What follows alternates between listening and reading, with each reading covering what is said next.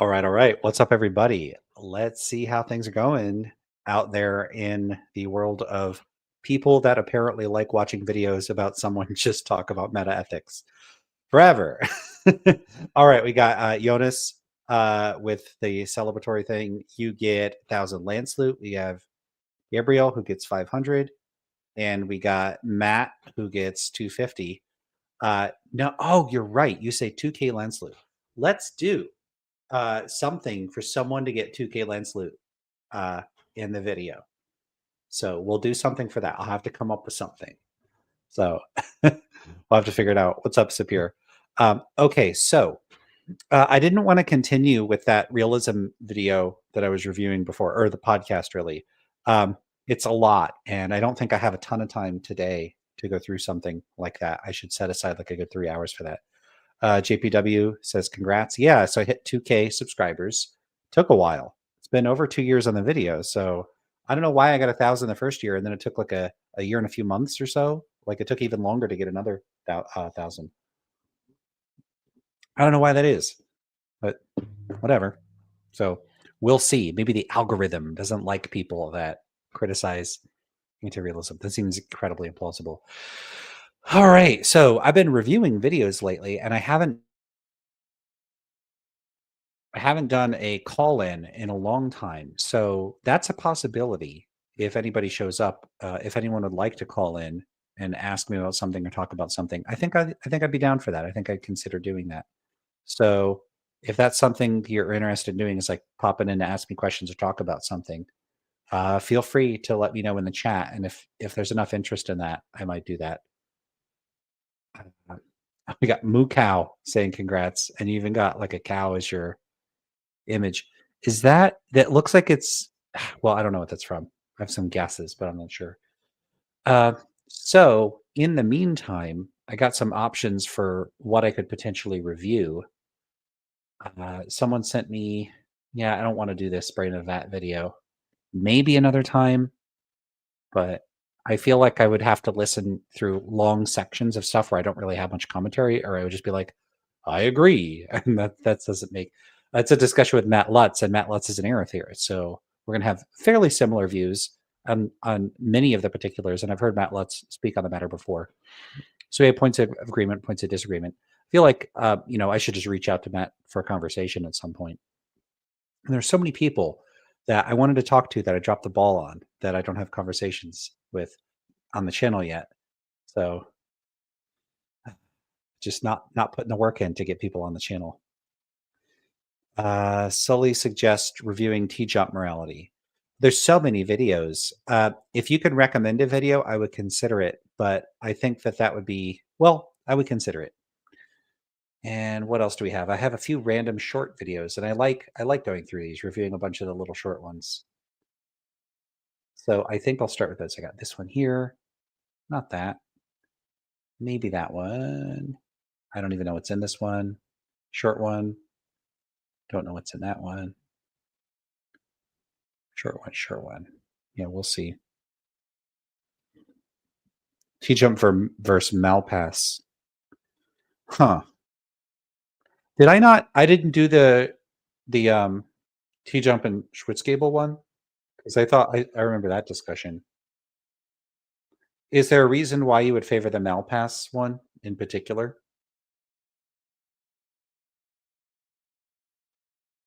Looking at some of my options here. Oh, and I got a few over here. These could work as well.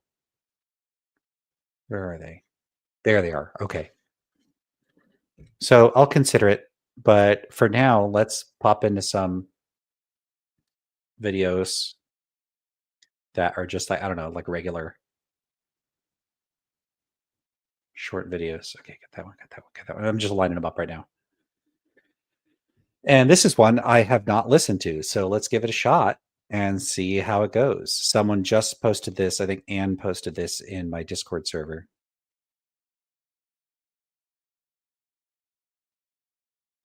All right, it's 3 minutes. So let's see how this goes. The A to Z of isms. Relativism. Moral relativism is the view that what's right in one culture may be wrong in another, and that there's no way of judging between the two. It's all relative. There's no absolute truth of the matter. Okay, so what's right in one culture may be wrong in another culture? Sorry, I'm already sucking at this. Let me Moral see this again. relativism I was is the not view focused. that Sorry. what's right in one culture may be wrong in another. Yeah, so it's ambiguous. What's right in one culture may be wrong in another.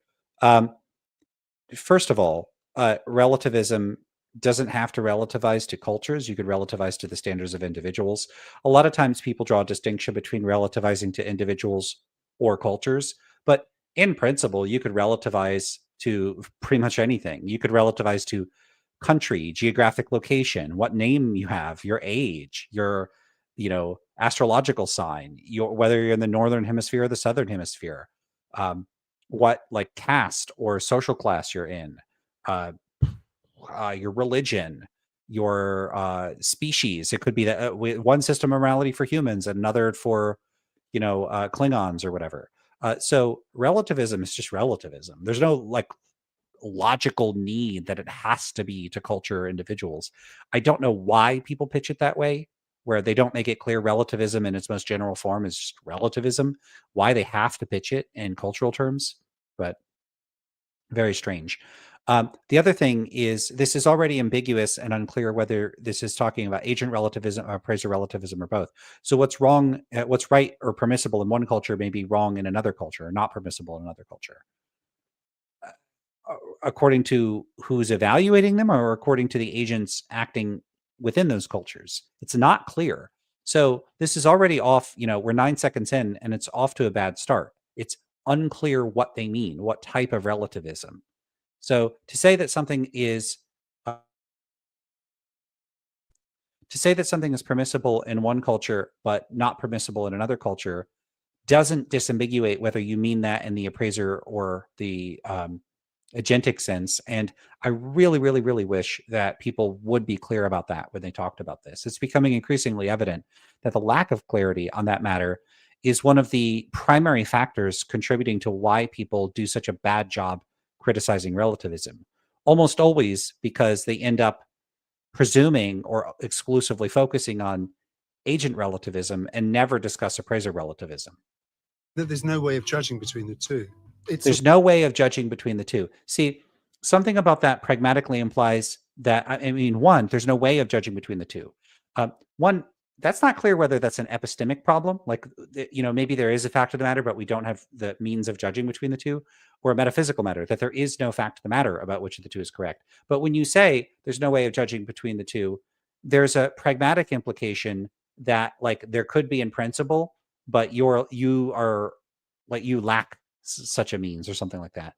It's not the best way to frame this. A better way to frame it would be to say something like, there is no fact of the matter that privileges one set of moral standards over the other from from a view which is not relativized to one or the other standards, something like that. That maybe that's too weird of a way to say it. I mean, what I would prefer to say is the moral standards would be relative to different cultures if you're talking about some type of cultural relativism, and there's no non-relative moral standard. But that would be defining a term via just saying, hey, things are relative and they're not non-relative, which wouldn't be super helpful to people. So you'd probably have to do a bit more work to explain it. So we'll see how else they explain it here. But so far, you have ambiguity in saying what's right in one culture is wrong in another culture. In what sense, agent or appraiser? And then you have this claim about like there being no way to judge which one is correct. Yeah, that's because there is no fact of the matter for the relativist. So that is obscured by this kind of framing. So far you have ambiguity and a way of framing things that pragmatically implies something a bit off from a relativist framework. It's all relative. There's no absolute truth of the matter. So you see, no absolute truth. So they use this term absolute. What do they mean by absolute? So absolutism in moral philosophy sometimes refers to moral rules that don't have exceptions, like you should never lie, you should never steal. So do by absolute they mean non-relative? And if so, why not say that? And if you think, oh, well, people aren't going to know what non-relative means, it's probably because you haven't done a good job explaining what relative means. And so what you would want to do is scrap this whole framing. What's right in one culture is wrong in another culture. Scrap all of that. And you start from the foundations about what relativism is ultimately about.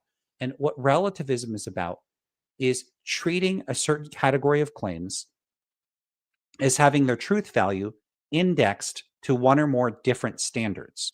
It would be a very much like, and this would be a much better way to start like this. Consider the rule, you cannot touch the ball with your hands. Is this rule correct or incorrect? Well, if you think that the answer is it depends, ding, ding, ding, you're right. It does depend. It depends on which game you're playing. In the game of soccer, there are only special circumstances in which you could touch the ball with your hands. Under most circumstances, you cannot. But in the game basketball, you certainly may touch the ball with your hands under most circumstances. And you could refine the rules, like to come up with some rule where there's not like exceptions within soccer. Find some game where you're never allowed to versus a game where you are allowed to, like punch someone in the face. Is it okay to punch someone in the face? Well, in boxing, absolutely. In basketball, no, never. There's never a case where it's okay to punch someone in the face. So you give some rule where it would be correct according to one set of game rules, but incorrect according to another set of game rules. And what you would then make a point of is saying it's okay to touch the ball with your hands, or it's okay to hit your opponent in the face. The only way to know whether the rule is correct or incorrect is to know the context in which it's uttered. Who is saying this? What set of standards are they referring to?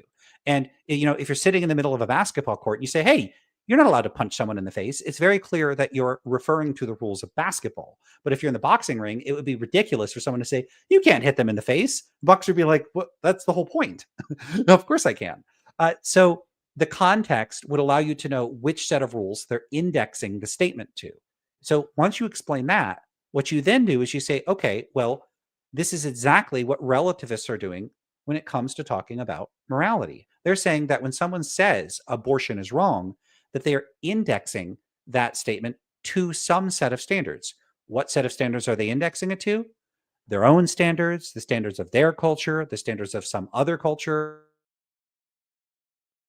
It's really going to depend on what type of relativism we're talking about. But note in both cases, hey, you can't hit that person in the face, or hey, of course you're allowed to punch that person in the face. People don't typically go around qualifying those statements. You're not going to see someone on the basketball court saying, hey, you can't hit someone in the face according to the rules of basketball. Why would you say that? It'd be weird. You're saying too much. You violate like Gricean maxims, like Gricean norms of standard conversation protocol. In standard conversation protocol, you try to be clear, you try to be concise, you try to not say more than is necessary. So there are a host of norms that we implicitly accept in the social context of everyday discussion. And one of those is to not say really, really excessive things. It would be weird to say, this pineapple on this pizza is delicious according to my taste preferences. Who the hell else's taste preferences you'd be talking about if you take a bite of the pizza and you go, wow, this pineapple on this pizza is delicious? What, are you talking about what your Uncle Joe's taste preferences? What the hell are people thinking? Of course you're talking about your own. And so you see, it's implicit. The indexing is implicit that you're referring to yourself. It's implicit when you say you're not allowed to hit people when you're on the basketball court. And it's implicit if you're a relativist. Your analysis is same thing is going on when a person says abortion is wrong. It's implicit that they're saying something like, I consider abortion wrong, or my culture considers abortion wrong. This is how you should explain what relativism is. It's a view about the implicit indexing of moral claims. That's all it is. It doesn't even tell you whether they're objectively true or they're not objectively true, because whether they're indexed or not is consistent with moral realism. In principle, I've given examples before. Now they're quite weird. No one, like almost nobody is going to be a realist and a relativist. And I mean a realist in the robust sense of believing that there are stance independent moral facts. But this is because in principle, I'm not saying that many people actually do this, but in principle, you can index moral standards to something other than stances or preferences or values. You could hold, and I give this example, it's a little silly, but you could be a astrological relativist. So you could think there's one set of moral rules if you're a Gemini, there's one set of moral rules if you're Sagittarius, there's a third set of moral rules for Taurus. And so a person that says it's okay for me to steal, maybe that's permissible for a Gemini, but it's not permissible for a Leo. And so then there would be a fact of the matter about whether the statement is true or false. The fact of the matter could vary, and it would be indexed to who's speaking, but it wouldn't be made true by their stances. It would be made true by their their zodiac sign. And so in that case, it's not made true by a stance or preference. It's actually stance independent, and yet it's still indexed and it's still relativism. So you see, relativism is actually orthogonal to the question. In other words, it's running it's like they're not like overlapping. They're not the same thing. You could kind of think of them as like perpendicular considerations to one another. You could be relativist or non-relativist. You could be realist or anti-realist, and those are all compatible. So these distinctions are just different from one another for whatever reason. People very foolishly seem to think that your options are moral realism, or then they'll say subjectivism or relativism, and they don't disambiguate and they don't clarify what the hell they mean by that. And it's just deeply frustrating because you see this all over the internet. Subjectivism, relativism. Nobody uses the terms clearly. Nobody uses the terms precisely. They can almost never explain them adequately when you ask them. So that's what I want to do. I want to just get people to be clear. There are multiple possible things people could mean by this. It's time. It's long past time for people to start getting clear. Are you talking about the indexing of claims, or are you talking about stance dependence versus stance independence? If by subjectivism you mean stance dependence, you should say that instead of subjectivism, because it's not clear what you mean when you say subjectivism. It's not clear what you mean when you say relativism. So I see this sort of thing, and it's real frustrating to see it.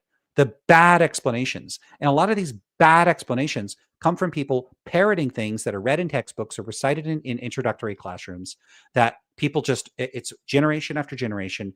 It's, like mitochondria is the powerhouse of the cell. It's just sloganized, it's weaponized sloganification of the views. It is so frustrating, the laziness with which people approach describing these sorts of concepts. They don't draw sharp distinctions. They're not precise about what they mean. And they just repeat the sloppiness. Really, really frustrating to see. Edward says, I made the same point to my family and they called me combative. Which point are you referring to? Sapir says, every time I taste some food, I always say, Lance Bush likes this food. This is another thing that Richard Joyce talks about. He has this great supplemental section. They removed it from the main Stanford Encyclopedia entry on moral anti-realism. I wish he would bring it back in because it's so clear. I cite that section frequently, and I've quoted it. I've read it a few times on the channel. Maybe it's time to go read it again. But that section is just really good because he talks about what would happen if you always designated your claims to a specific person and it wasn't you. He calls these relation designating accounts. So there actually are meta-ethical positions like this. I know you're being silly. So Sapir here is making a joke when he says, every time I taste some food, I always say Lance Bush likes this food. You do have ideal observer theory. So ideal observer theory says that what we ought to do, morally speaking, is what a fully informed and ideally rational agent would do. So whenever you say this is right or this is wrong, you're saying this is what that agent would do. This is what that agent wouldn't do. This is what that agent would approve of. Now, it's a hypothetical idealized agent. It'd be a bit like going around saying, I should do what a perfect version of me would do. But it nevertheless is designating all of those claims to a single being. And so the statements are not indexed. If someone disagrees with you, they're like one of you is going to be wrong, at least one of you. Because you're both referring to the same agent. So if there's only one agent you could be referring to, you don't get this truth variable indexing the way that you would with a statement like I am Lance or it's raining right here. A lot of language that we use has explicit indexing. I, here, this, that, you, we, them. All of those involve explicit indexing. So, with this, the kind of view you described wouldn't actually involve indexing unless you were indexing and saying that too. You could have a statement with multiple types of propositional content. Edward, to clarify. So Edward said, I made the same point to my family and they called me combative. And I said, which point? Because I was saying a bunch of stuff. And Edward says that all claims are from a perspective. The implicit, this is my perspective. They saw it in starting an argument with every opinion. Yeah. Yeah. I mean, that's another thing I need to do a whole video on is this use of the term opinion. So, that term opinion, think about, and I did this poll on in my post section on the channel where I gave people 3 scenarios. Let me pull them up because I'm not going to remember them offhand. In fact, I'll bring up the poll and then I'll just share it so you can all see it. 1 second.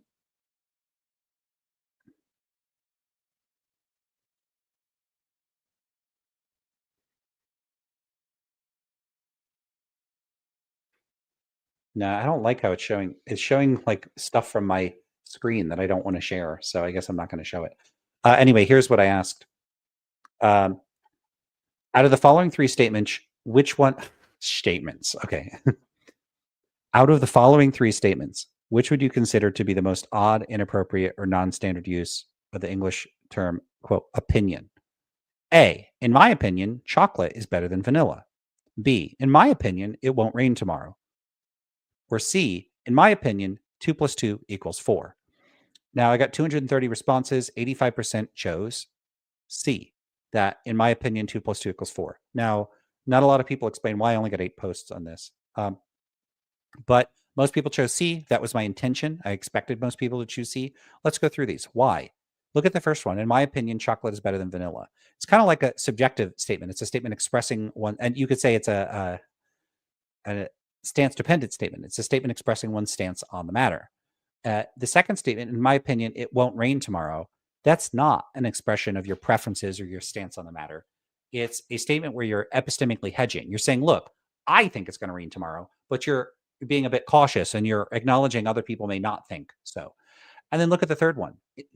In my opinion, 2 + 2 = 4. It's a bit weird to say that's a matter of opinion because it's not subject to dispute and it's not an expression of a preference. So note the issue there, that the term opinion is actually ambiguous between subjective statements or statements that express one's preferences or standards and epistemic statements that express uncertainty. So I prefer for people to avoid the phrase opinion when they're speaking in technical contexts due to that ambiguity in what's being expressed by the statement. Okay. Close that out. Oh, we got more of the video. I got 15 seconds of the video and it gave us 20 minutes. All right, let's get some more. Strokes for different folks, and that's okay. Imagine a Martian landing Hold on on. Earth. I think I missed something. I hate when I cut this stuff off right in the middle. It's all relative. There's no absolute truth of the matter. Different strokes for different folks, and that's okay. Note the problem there. Different strokes for different folks, and that's okay. Both of those remarks, I mean, the first one implies different strokes for different folks is often accompanied by this attitude of, other people get to do what they want. And that's okay. That is not an implication of appraiser relativism. Appraiser relativism holds that an action is, whether an action is right or wrong is to be judged by the person evaluating the claim in question. And so if there's some culture or some person that's like doing human sacrifice or something, and I show up and I say, hey, that's wrong. What I'm saying is I disapprove of the action. I'm not making any statements about whether their actions are consistent with their own values or the values of their culture. And so it's not an implication of appraiser relativism that I have to be okay with other people doing whatever they want, or that I have to be okay with other cultures doing whatever they want. So this is already baking in either like a lack. I mean, first of all, it wasn't clear on whether it was agent or appraiser relativism, but here it's baking in either some normative notion that if you're a relativist, you ought to be okay with other people's practices, whether it be at the level of the culture or the individual, or it's presupposing a distinctively agent relativistic approach whereby it is in fact good or permissible for other people to do things contrary to your own standards, as long as it's good or permissible according to their own standards or the standards of their culture. Again, though, it's not clear. It's not. Do you notice the problem here? Is this saying relativism is a meta-ethical view and a normative view that you should be tolerant or respectful or not care about other people's practices? Or is it an agent relativist view, which is a meta-ethical view that has these normative implications where because each person or culture legislates or determines what's morally right or wrong for themselves in such a way that others have to acknowledge and respect those practices as in fact being good, bad, permissible, impermissible, according to those standards, that it ends up creating these obligations that are independent of your own preferences or the standards of you or your culture. Which one is it talking about? Who knows? It's not clear. So I know I rattled off a lot there, but just the point here is, I mean, if they're trying to make the first claim, that's false because now they're mixing a normative claim with a meta-ethical claim. If they're making the second claim, now they're leaning into a conflation, which is they're talking about relativism, but they're only actually talking about cultural agent relativism. They're not talking about cultural individual relativism. They're not talking about appraiser relativism at the individual or cultural level. They're talking about one out of the four.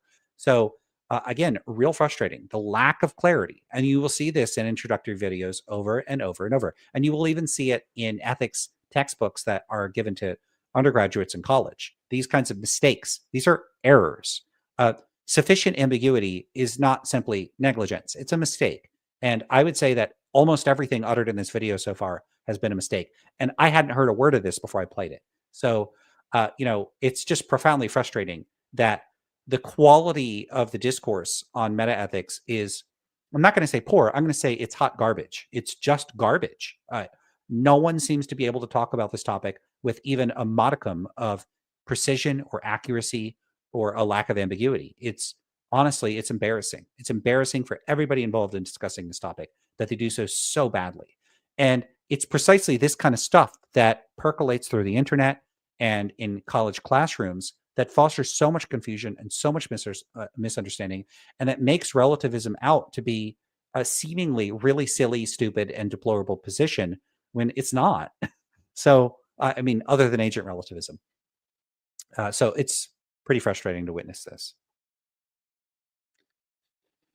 Moxie says, it seems like the point of saying, in my opinion, is usually to acknowledge that others have different perspectives. Yeah, I think that that's generally correct, but you do have that difference between people expressing a preference using opinion and people expressing a state of uncertainty about some matter of fact for which it's not plausible people would think it's a matter of preference. It's not a matter of preference whether it's going to rain tomorrow or not. It's just not how that works. Imagine a Martian landing on Earth. She would see that people behave differently in different places.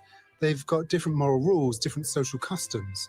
What's right in one location is wrong in another. She might well conclude. So that's already a problem. What's right in one location is wrong in another. No, what people consider to be correct in one location, people consider something else to be correct in another location, and they could conflict with one another. That would be the proper way of disambiguating that. Look how this is phrased. Differently in different places. They've got different moral rules, different social customs. What's right in one location is wrong in another. So that's ambiguous between it is in fact the case that's what's right in one location is wrong in another, and what people consider to be right in one location, other people consider to be wrong in another location. Which of those are they talking about? Are they talking about like they're observing actual moral facts, or are they observing beliefs or practices about what people consider to be right or wrong? Those are different things. So, if someone thinks that the latter facts about what the cultural standards of the people in the area, like whatever those cultural standards are, fix those facts, there would be better ways of than what you see here. And I really don't like that they observe that things that are right in one place are wrong in another. I mean, it's like saying, hey, I'm watching two people eat pizza and one is avoiding the pineapple. They're like picking it off, making a cringy face and throwing it away. And the other person's like stacking up that extra pineapple, throwing it on their pizza, and they're just loving it. I'm observing that what's tasty to one person is not tasty to another. That sounds fine, right? But are you saying something about like the intrinsic goodness or badness of the food, or are you saying something descriptive about the preferences of the two people? You'd want to be clear about which one of those you're talking about, because agent and appraiser relativism kind of take different stances on what's going on here. She might well conclude that there's no such thing as the right way to live or the right thing to do for everyone at all times. It's all a matter of cultural norms. So, in parts of Spain, bullfighting is seen as a spectacle, whereas in many other countries, it's considered outrageous cruelty. Yeah, this is implicitly operating on the presumption that if you observe the fact that one group of people practice one set of moral standards and some other group of people have a different set of moral standards, that you might conclude that there's no fact of the matter about what the correct moral standards are. It's really weird. Why would you make that inference? I don't know why people lean on that so much, because You might observe people in one group have one set of religious practices, and in another, like you observe Hindus over in one location, you observe Christians in another. Would you conclude that like which gods exist is relative to your culture? I wouldn't conclude that. I would think, well, one or both of these cultures is wrong about their theology. So why wouldn't you conclude that in this case too? Now that sounds like a realist statement, and it should. I just don't think the observation of variation is a particularly good reason to think, therefore relativism. It's a real weird reason to think that relativism is true. Try setting up a bull ring in present-day London, for instance. If the visiting Martian could get an overview of the history of the world, she'd see that in ancient Rome it was fine to have gladiatorial combat to the death and to own slaves, but that both practices would be widely frowned upon in present-day Rome. See, widely frowned upon. It's sounding descriptive. So people considered this thing acceptable back then, and people today do not consider acceptable. In fact, they consider it unacceptable. Again, we're just talking about descriptive claims. So is this talking about descriptive relativism, or is it talking about some type of meta-ethical relativism? It's not clear. I mean, this is so weird. Are we inferring the meta-ethical view from the descriptive view, or is this just ambiguous between the meta-ethical view and a descriptive view, and it's using descriptive language to characterize the meta-ethical view? I don't know. I mean, why are they talking about all these descriptive facts? Amsterdam or elsewhere. Attending fights to the death and keeping slaves was acceptable for the Romans, but would be... See, it was acceptable for the Romans. Does that mean it was considered acceptable by the Romans, or that it was in fact acceptable for the Romans to do this in such a way that you should consider it acceptable? You see what I'm saying? There's a big difference between saying, like, imagine someone says, like they have an older kid and a younger kid, and the younger kid's not allowed to go in the pool, and the older kid is allowed to go in the pool. And let's call them Alex and Sam. Alex is the younger one, Sam is the older one. So they might say, well, Alex can't go in the pool, but it's okay for Sam to go in the pool. It's acceptable for Sam to go in the pool. What they're saying is it is in fact the case that Alex is not permitted to go in the pool, and Sam is permitted to go in the pool. So those are the actual rules. That would be very different from saying something like Alex thinks it's okay to go Alex doesn't think it's okay to go in the pool, but Sam does think it's okay to go in the pool. Because if you're the parent, you might say, but neither of them can go in the pool. They're not allowed to go in the pool because there's a thunderstorm and I don't want them to get struck by lightning. There's a big difference between what is in fact acceptable. So this is not acceptable for them, and it is acceptable for them, like two different groups of people or whatever. And then saying it's considered acceptable by group A, but it's not considered acceptable by group B. There's just two different claims. Which claim are they making when they say it's acceptable? It's not clear. How do you have professionally and it sounds like the voice I'm thinking sounds like a professional philosopher. And so I'm wondering, I could check. Maybe it doesn't say who's narrating this. But if they're a professional philosopher, I'm really disappointed in this because it's not clear which of the two claims they're making. It's acceptable. I mean, look at the language here. Practices would be widely frowned upon in present-day Rome or Amsterdam or elsewhere. Attending fights to the death and keeping slaves was acceptable for the Romans. But it was acceptable for the Romans. You see? Does that mean that the Romans considered it acceptable, but maybe they're wrong? Or does it mean because the Romans considered it acceptable, therefore it is acceptable, and you, if you're relativist, if you agree the relativist position is correct, would be obligated to recognize the acceptability of the practice for the Romans? Which one is it? Not clear. Would be wrong in today's Europe. This sort of relativism has been popular with some anthropologists who've attempted to appreciate other cultures from within, understanding sets of interwoven practices as responses to particular circumstances and traditions. They recognize that morality is different in different cultures, and they often argue that it's ethnocentric to impose your own set of values elsewhere, as if you know best. Such non-judgmental relativism might seem attractive, but it's a normative claim. It's not a meta-ethical claim. So now this video is mixing meta-ethical claims with normative claims. So when they're talking about relativism, are they talking about a meta-ethical view or a descriptive view or a prescriptive or normative view? It's entirely unclear. I mean, at one point they were talking about absolute truth, which makes it sound like a meta-ethical claim. Then they're talking about what different cultures consider acceptable or unacceptable, which is a descriptive claim. And now they're talking about anthropologists and normative claims about the importance of tolerating other people. I mean, this has conflated like all three. I have a book chapter on this where I talk about the differences. And I think I got this from the Stanford Encyclopedia entry, which is Gowen's on moral relativism. And in the SEP entry, it talks about three different types of relativism: metaethical relativism, descriptive relativism, and prescriptive relativism. So metaethical relativism has to do with the truth status of moral claims and whether they're made true by indexing or not. Normative relativism has to do with normative claims about whether you should tolerate or respect other people or traditions that are not your own. And then descriptive relativism is the empirical observation of the existence of fundamental moral disagreement between different cultures and societies. These are all different concepts. They are orthogonal to one another. So it's very weird for a video on relativism to just sort of bungle this characterization by just moving through all three without any regard for the fact that these are different concepts. So relativism isn't all three. These are different concepts. Why would you mash them together? It's very, very weird. This is really disappointing. Think about Nazi Germany. There, oh God, always with the Nazis. It became socially acceptable and even required to treat Jews, homosexuals, and gypsies as less than human. This became right there, both legally and morally. A relativist would simply have to bite the bullet and say yeah, we got gypsies. Okay, glasses off time. Let's hear. Wait till here. Then they're coming off. This became right there, both legally and morally. A relativist would simply have to bite the bullet and say that that was indeed right for Nazi Germany. Yep, glasses off.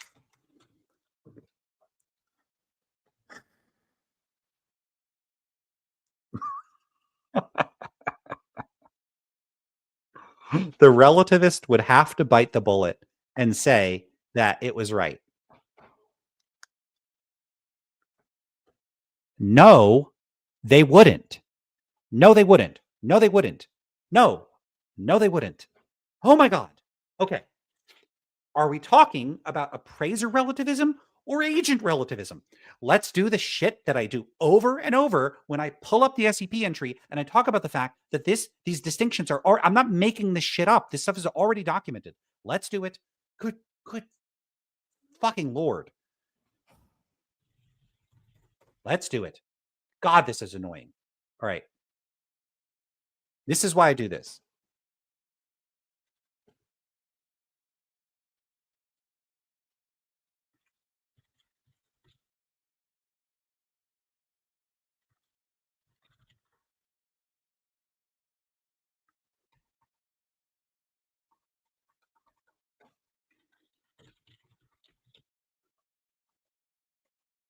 Okay.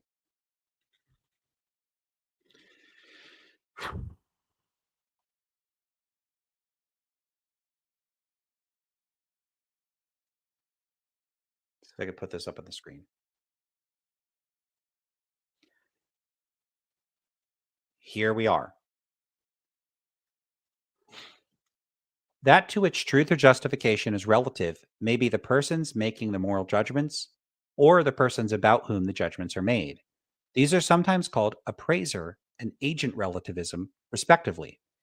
Appraiser relativism suggests that we do or should make moral judgment on the basis of our own standards, while agent relativism implies that the relevant standards are those of the persons that we are judging. Of course, in some cases, they may coincide. Appraiser relativism is the more common position, and it will usually be assumed in the discussion follows. Appraiser relativism, it says here, is the more common position. Now, is it more common? I don't know. There's no citation here. There's no reference demonstrating that it's more common or not. But appraiser relativism, again, look at that. Appraiser relativism suggests that we do or should make moral judgments on the basis of our own standards. Now, take that. And then it says that's the more common of the two, that we do or we should judge on the basis of our own standards, whereas agent relativism says that we judge on the basis of the standards of the people we're judging. In this case, it would be Nazis. Now, take that description. And again, appraiser, it says here, is the more common and will be assumed for the primary entry in moral relativism. Keep that in mind. Now, let's go back to this. This became right there, both legally and morally. A relativist would simply have to bite the bullet and say that that was indeed right for Nazi Germany. Does an appraiser relativist have to say that if the Nazis approved of their own actions, that the appraiser relativist must bite the bullet and say, yeah, I guess it was right for them to do that? Well, what does the appraiser relativist judge the actions of the Nazis by? Do they judge them by the actions of Nazis, or do they judge them by their own standards? Do they judge the Nazis by the standards of the Nazis themselves, or do they judge the Nazis by their own standards? What does appraiser relativism say you do? It says you do or you should judge by your own standards, not the standards of the Nazis. And so when you're judging them, you think, hey, do I think Nazis are bad? Yes, I do. So I do not have to bite a single fucking bullet, nor do I have to think anything Nazis did are good. You could say, as an appraiser relativist, remember, the more common of the two, the one presumed for the purposes of the SEP entry on relativism, it's completely consistent with being a relativist to say that the Nazis were evil scumbags and that you completely disapprove of what they did. Completely consistent with the view. So why is this BBC entry describing relativism presupposing that the only type of relativism that you could possibly endorse would be agent cultural relativism? It doesn't disambiguate. It's not like they said in the video, we're going to talk about agent relativism. No, they just say relativism. And they don't even acknowledge appraiser relativism at all. Why? Why do they not disambiguate? I mean, imagine that there was this old religion called Christianity, and it wasn't the current form of Christianity. It's just some other type of Christianity. It was invented by a guy named Christian, okay? And let's say that this person was Christian the Cannibal. And Christian the Cannibal, for his form of Christianity, it advocated one thing and only one thing. If you're a Christian, again, Christian in the Christian the Cannibal sense, your job, your one obligation is to eat everyone else. You got to cook them and eat them. Okay, now, I could then go around going, wow, Christianity advocates cooking and eating people. What an evil religion.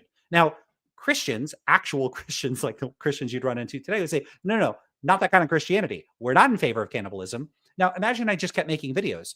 Christians are in favor of cannibalism. Christians are in favor of cannibalism. And you have all these Christians out there saying, no, we're not. That's like Christians like underscore cannibalism, and we're Christians underscore the Jesus kind, right? And so they're like, look, we're Jesus Christians. We're not the cannibal Christians. Stop saying Christians are in favor of cannibalism. We're the Jesus Christians, not the cannibal Christians. Cut it out. That would be a completely reasonable thing for them to do because they're not cannibal Christians. And yet, you have appraiser relativism and agent relativism. Agent relativism is the one that commits you to saying that if Nazis think what they did is good, then what they did is good according to that view. And then they just go around saying, this is what relativists have to think. This is what relativists have to think. No, they don't. No, they don't. What this is, I mean, I want to make nastier remarks about how much of misleading, almost see, I want to avoid saying what I really want to say. This is extremely misleading, and it's incredibly negligent for people to describe relativism in this way. They make it seem like, well, if I then run into a person that says they're a relativist, I get to immediately pull the Nazi card on them and say that they have to approve of what Nazis did. They don't. That's not true. It's not true. And this is not me just coming up with my own distinctions. Again, I quoted straight from the Stanford Encyclopedia entry on relativism. So why the hell, when people are talking about relativism, do they pull this shit that they have to bite the bullet and say that what the Nazis did is good? Which kind of relativist? Huh? Which one? Why don't you be specific? Jesus. So ridiculous. Do you see what I'm dealing with? I'm not dealing with a dispute between someone that has like possession of a different set of facts. And they're like, look, Lance is wrong. Look at this data. No, it's just people that I can show you precisely where you point to the distinctions in the literature that they're not making. And then they're casting aspersions on an entire category of views by implying that the view just is this one little subset of it that's a particularly repugnant form of it. It's ridiculous. It's ridiculous. And it's over and over and over. When was this video made? I hope it's an older video. 300,000 views. So that video has more than twice as many views as my entire channel has got in its entire history for the past 2.5 or whatever years.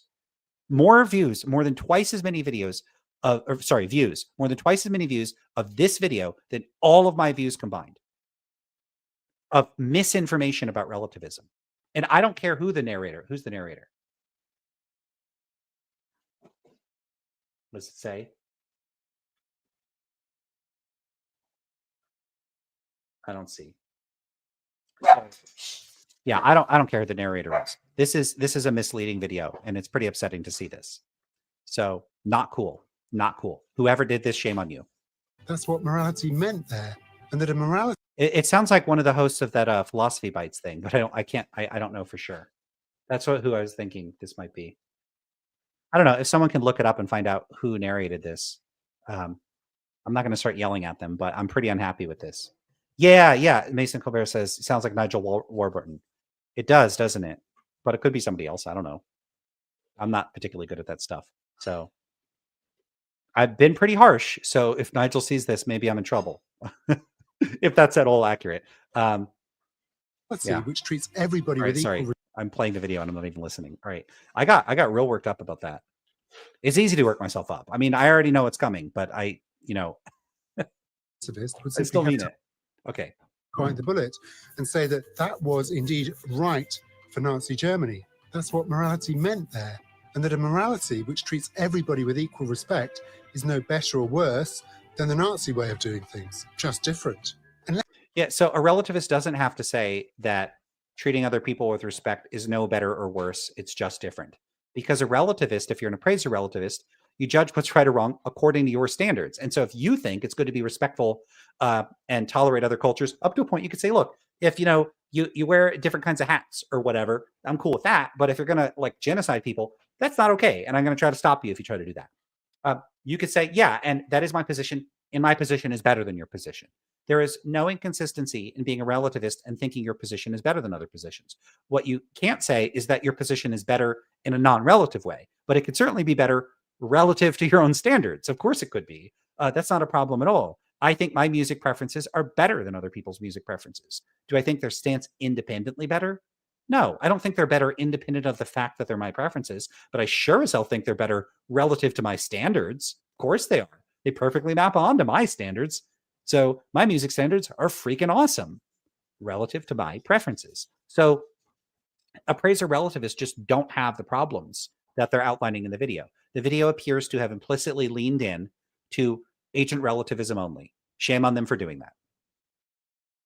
Unless you want to embrace that sort of repugnant conclusion, it's probably best to steer clear of moral relativism. You see? So they're implying moral relativism is repugnant. If it's repugnant, you should reject it. So you should reject moral relativism. You got some kind of argument like that. And the only thing that's repugnant is agent relativism, not appraiser relativism. Some people go further and say that everything is relative, even truth. That what is true at one time in one place isn't true for everyone everywhere. Or that there's no such thing as objective truth, just the truth according to me. We see hints of this in politics today. There is a big problem with this sort of relativism, though. The theory of relativism itself would have to, on its own account, be relative. What's the problem with that? Yeah, so they try to say that these views are self-defeating. They're not self-defeating. You could think all truth is relative and that fact is itself relative. Not a problem. So the theory that truth is relative couldn't be absolutely true. So what's the problem? Why is that a problem? So, sometimes if someone says this, all truth is relative, people go, aha, but that's an absolute or non-relative truth. You could just be like, no, it's not. so it's relative. Yes. So, I mean, this is a very, very silly objection, man. This gets an absolute F. Good Lord. Let's see if there's any more to it. Nope, that's it. Okay, that gets an F. 0 out of 10. All right. Patriot Government TV. I don't think I know you, but you say sup, so sup right back. GMD Lunar says, Lance, what is your meta-ethical position? I know you're an anti-realist, but are you cog, non-cog, emotivism, etc.? So I call myself an anti-realist quietist for the lack of a better label for myself. The reason for that, I've been trying to simplify my explanation for that. All the standard 5 realist, anti-realist positions out there are non-naturalist realism, naturalist realism, not emotivism. Let me start over. Naturalist realism, non-naturalist realism, expressivism / non-cognitivism, error theory, and constructivism, relativism, those sorts of views. I prefer the term stance-dependent cognitivism for that latter set. Now, the problem is all five of those views involve endorsing a semantic thesis. That is, they endorse a thesis about the meaning of moral sentences or moral claims. So you take some stereotypical moral claim like stealing from babies is morally wrong. And all of them offer an analysis of what those statements mean. And they tend to presuppose, well, in fact, all of the traditional ones, they don't tend to, they in fact do, presuppose the uniformity and determinacy of ordinary moral language. So in other words, they presuppose that all moral claims share the same semantics in common. So all moral claims are propositions. All moral claims are non-propositional. All moral claims express only emotive content. All moral claims express only an imperatival content, something like that. Now, I have a problem with that. What do I mean by a moral claim? Is if this is supposed to be an analytic question, then I don't think that there's a fact of the matter about that. I mean, I think it would be, I mean, to the extent that there'd be a fact of the matter, it'd be a fact of matter that's the result of stipulation. Just stipulate whatever you mean by a moral claim. You could stipulate what it is. So then there's no facts to discover there. It's a matter of stipulation. So if they say no, there's an a priori fact of the matter, I'm going to have some concerns with that. Are because these theories are supposed to be theories about ordinary language. See, I'm already making this too complicated. Okay, let me try to simplify. All of them seem to presuppose that there is some fact of the matter about the meaning of moral claims. If they're not making an empirical claim, I'm going to reject them on metaphilosophical grounds because I'm an empiricist and I reject that they have some sort of substantive a priori knowledge of the meaning of moral claims. If they are making empirical claims, then I think that all of those standard positions are false because I don't think that there is a determinate fact of the matter about the meaning of ordinary moral claims. So as a result, there's no way for me to endorse any of the standard positions. What position am I supposed to endorse at that point? Because I reject all of them. So let's go through the standard anti-realist positions. Non-cognitivists say moral claims express no propositional content. Well, someone could use a moral claim to express propositional content, so that's wrong. Error theorists say moral claims always express propositional content. I don't think that they always have to do that, so that's wrong. So, and then you have like the relativist positions that moral claims are indexed to standards or whatever. I mean, you're gonna. This is really the category stance-dependent cognitivist accounts. And I just say no. Sometimes people might use them in some other way, or they might use them in no determinate way at all. So that's wrong. So all the standard positions are wrong. Now what? What do I do at that point? So their proponents of those views are going to disagree with me about that. They're welcome to come argue with me about it. So every single one of them, if they disagree, they're all welcome to come on my channel. In fact, I'll debate them all at the same time. You could do a panel, bring all of them, and I'll argue with all of them. So I don't care. Could be wrong, but I'm pretty confident that there are serious problems with those positions. Sully says, I have to give Lance credit for turning 3-minute video an hour of content. Yep, I could do that. Patriot says philosophy points. Digital Gnosis says hi. What's up, Nathan? That seems to presuppose that we could signify and have signified without any undermining occurring from whatever those things are, or however you'd say should be, question mark? Not quite sure what you mean. Yep, it is Nigel Warburton. Bad job, Nigel. I'm very unhappy with that. Now probably upset him or something. I don't know. And Yinzi says, Lance, do you have like an ontological view, realist, idealist, etc.? Do you think when you look at the world and when you close your eyes, what the world is like is not? What is the world like when it's not being perceived? It's a good question. Yeah, I don't think that there's anything the world is like independent of our perceiving the world. On the other hand, I'm not an idealist, so I don't think that there's only mental stuff. I am a pragmatist, and that commits me to a type of perspectivalism where I think that facts about what the world is like are inextricably bound up in a dynamic relation between the world and our interactions with the world, such that our perspectives are an ineliminable component of whatever set of truths we end up having as individuals. So in that sense, you could say I'm a kind of relativist all the way down in a certain sense, but it's not the goofy type of relativism where whatever someone prefers is thereby true. I don't endorse that. Pragmatism is a bit more robust than that. And by a bit, I mean, it's a lot more robust than that. So it's not crude expedience, nor is it like a crude relativism. So I'm not a realist. I'm not an idealist. A lot of the standard metaphysical positions out there wouldn't fit very well with my perspective. in practice, I seem to function kind of like a de facto, like physicalist, naturalist, sort of. But I don't really like those labels or those positions, and I don't really endorse them. So the views that like the positions I take tend to come down more on the side of those views. But I think that that's largely because, despite being poisoned by analytic philosophy, those views cleave a little more closely to empiricism, like you know, kind of strong empiricism I endorse, than the more rationalistically inclined ones. So yeah. Oh, right. I said I was going to do something for people to get 2,000 points. So, any suggestions on what I do for doing that?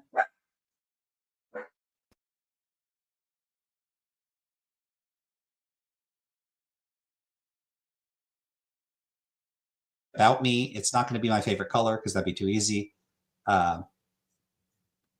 Ooh, I know. I could do one. Actually, give me 1 second. 1 second.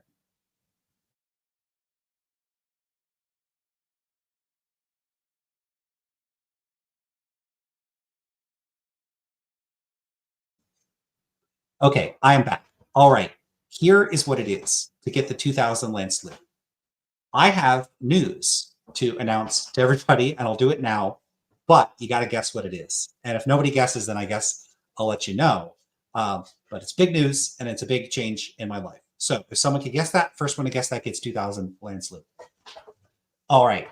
And in the meantime, I guess I'll talk to people in the chat, and I'll look for, well, I have a few videos to look at here.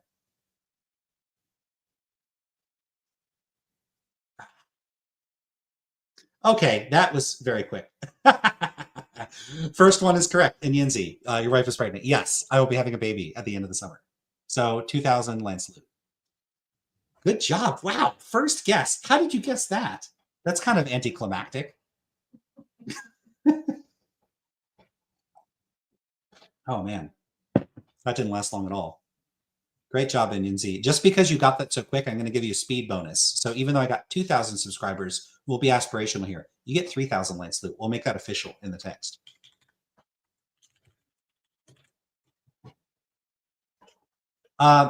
Jackass says you're moving. I actually am moving in about a month. So you're going to get 500 Lance Loot. So we're giving out a lot of Lance Loot today, but that's okay because it's a special occasion. Oh, cool. I'm getting lots of congrats. Thank you very much. You do all know what that means, which is that I am going to have quite a long hiatus at the end of the summer, and I will not regret it. So I will take a much needed break from all of this for quite some time. But that's because I'll have a lot more on my plate to deal with. But I'm not going to go away. Don't worry. And pretty soon there'll be a little me out there to raise terror on the internet. No, it's going to be a while. All right. I'm not moving far away. I'm just moving to a new location. So Matt is asking, where are you moving to? Yeah, I've been moving a lot. For people that have been with me over the past year, you keep seeing I have different backgrounds. So we're just moving to a larger place because we're going to have a bigger family, and we're going to rent there for a year, and we're building a house. So then I will have a custom-made, beautiful new home, and maybe a year from now, I'm not sure exactly how long it's going to be. It's a modular home, so they're pretty quick to build. So I will have a new home, and that's going to be great. And at that point, I get to set up, like I'm building a room for doing this stuff. So hopefully I'll finally have a good setup. And at that point, I'm really going to need to get a new camera. I'll stick with the mic. I think the mic is good. I'll be getting new equipment. I need a new desk. I got a nice chair. So I'll be getting a new desk, probably new monitors, new camera. We'll see what else. Someone did donate for me to get a stand for or like an arm for the mic. So I got that. So yeah. All right. Mason says, you were promoted to King of Anti-Realism. I don't know if that's something I could easily be promoted to, but it's a responsibility I would accept.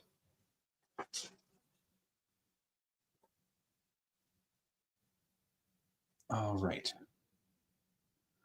Okay, so should we look at another video?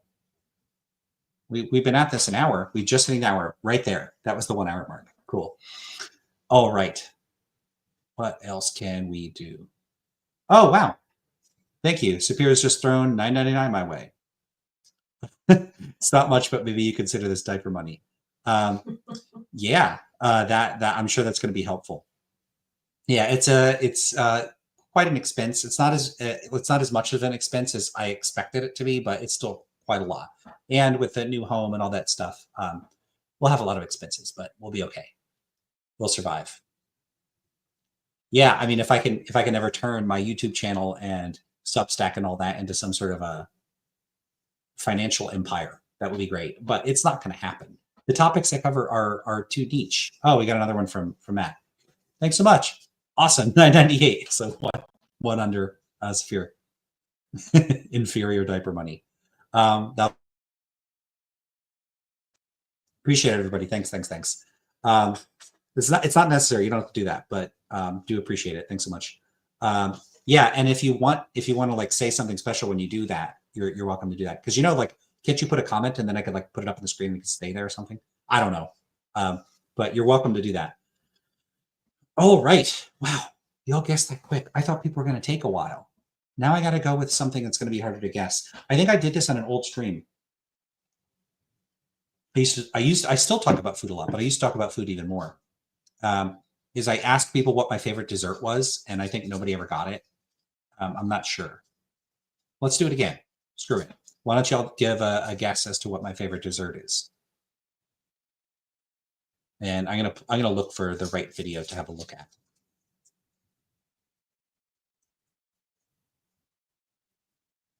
Yeah, I'll have a look at that one. Cloud of Time says pistachio ice cream. It is not, although I do really like pistachio ice cream. And I'll give a hint. The dessert in question frequently has pistachios on it. Jamaican pizza. I don't know what that is. I gotta look that up. Jamaican pizza. What is Jamaican pizza?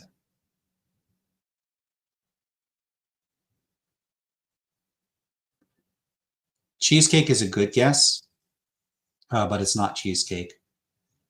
Poutine, it's not. Did I say that on an earlier stream? It's not, but Chris Leches, no. Going for the Latin desserts is a good guess. I said it has pistachios on it, or frequently does. Okay, so let's pull up another one. You could all still keep guessing in the chat, but I'm going to find another video on relativism. Let's have a look. Oh, let me move it over. It's not pistachio pudding. Whoop. Give me 1 second. I got to fix something on the video first.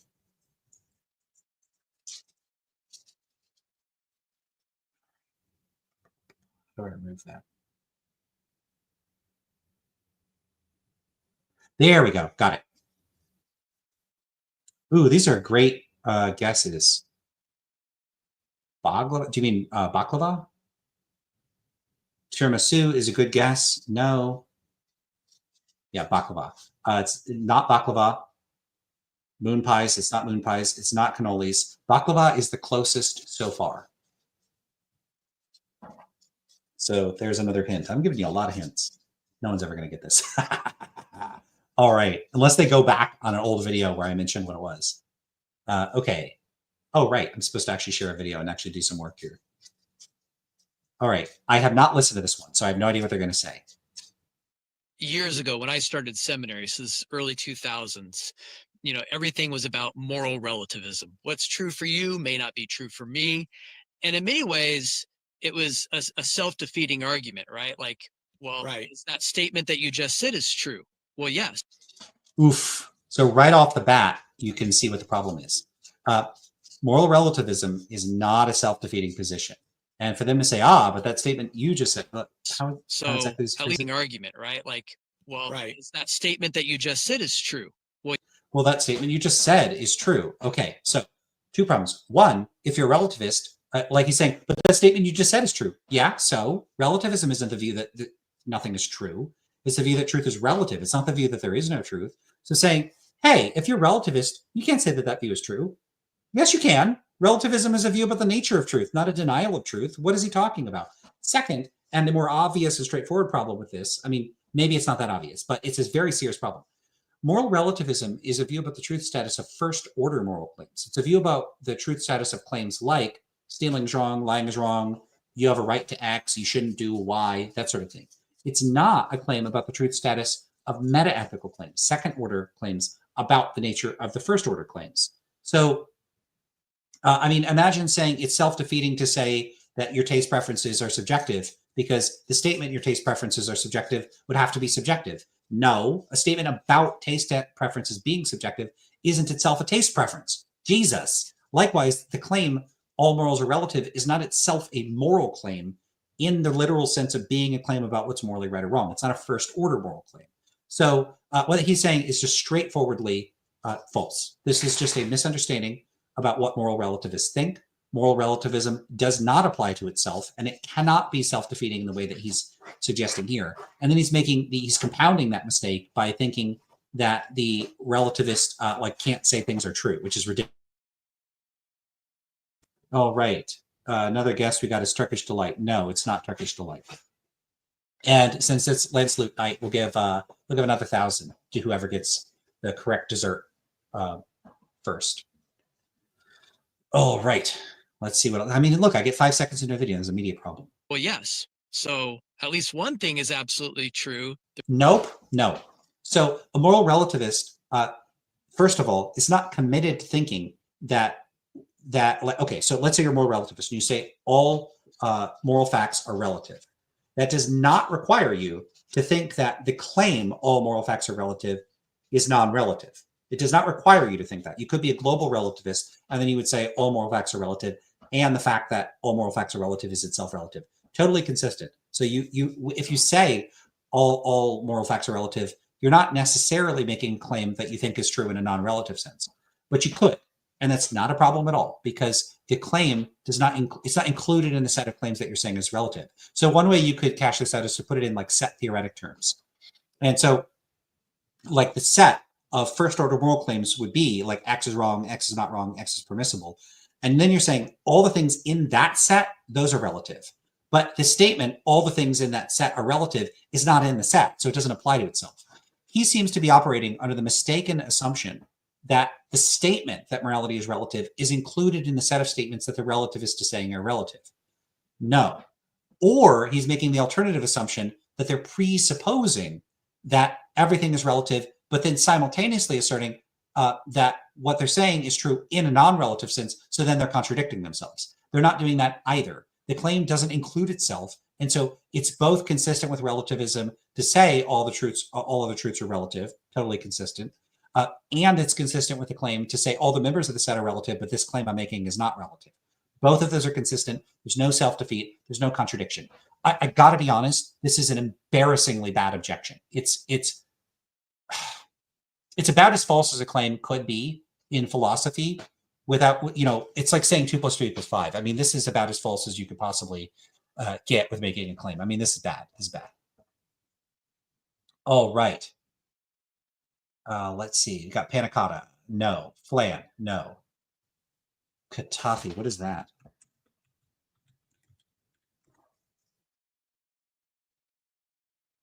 No, it's not. It's not that. I'm looking this up and it says it's like dough. It just says it's dough. So I don't know what that's supposed to be. Arabic sweet fried dumpling. Lukama. I don't know what that is, so no. But you're all getting closer. Persian cake. No. Not. What is that? Oh, I'm going to have some more desserts. I'm going to have to go back through this live and look this up. Shortbread, biscuits, India. Oh, that sounds great. Oh, man. Okay, I want that. I like shortbread. Brigadeiro. No, it's not Brigadeiro, though. One of my favorites, I don't know if it counts as Brigadeiro or it's just that little, like, similar thing. It's called a, let's see, is it olla de sogra? Mm-hmm. Yeah, olla de sogra, which I think is like a mother-in-law's eye. And it's a particular type of little sweet thing from Brazil. Pavê, no. It is not. It's like from the Middle East, my favorite dessert. And some of you got it close. I think this katafi thing is probably the closest, that and baklava.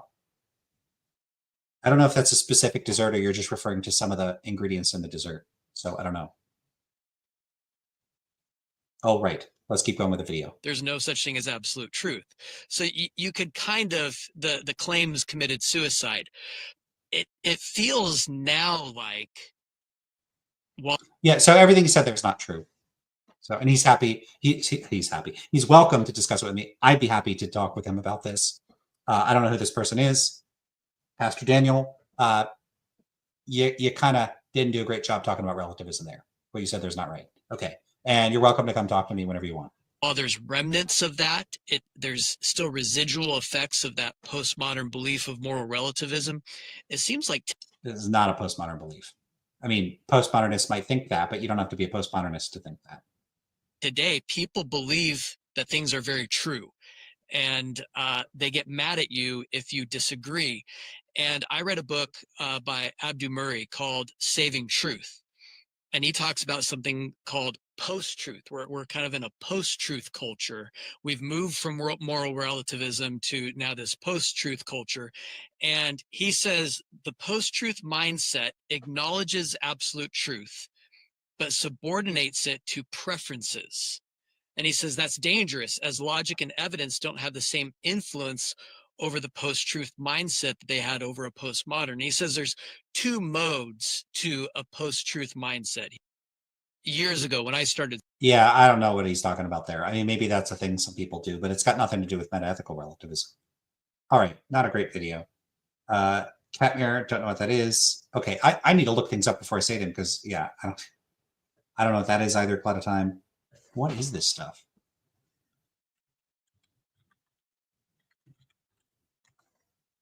Oh, it's got pistachios. Is it a pistachio truffle? Oh my gosh, that sounds amazing. All right, you're all giving me like a list of desserts. I'm going to have to, there's no way for me to buy it in here. So I'm going to just have to make a bunch of this stuff. That's the only way to do it. Yeah, Superior, you're absolutely right. This feels like when Bilbo tries to pass off what have I got in my pocket as a riddle to trick Gollum. So I think the analysis of this generally is, since Gollum went along with it and tried guessing instead of objecting by saying that's not a real riddle, he tacitly accepted it as a riddle. Of course, it's not a real riddle. So Bilbo's a big cheater. I never said I was going to give you a riddle, so I'm not cheating. There's no rule that said I had to give you a riddle. Undead Caesar. What's up with the name? That's a cool name. I find moral realists so frustrating that I stopped reading their papers. I mainly focus on the philosophy of logic and language. Were you trying to read a bunch of realist papers? What papers are you reading? Nope, it's not that. Okay, we got a winner. Kanafa. There it is. Stands to reason. Good job. That's it.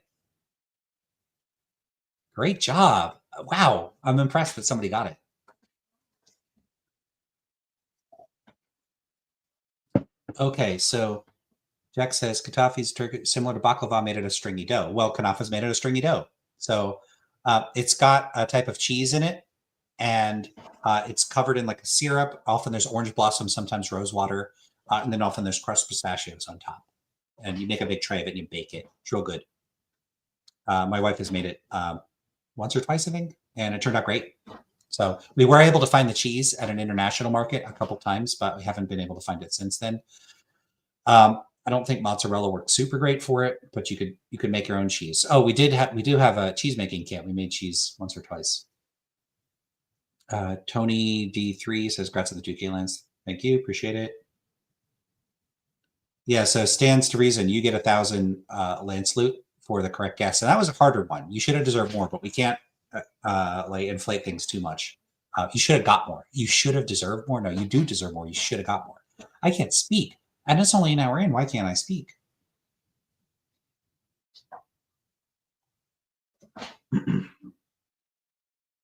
Oh, right.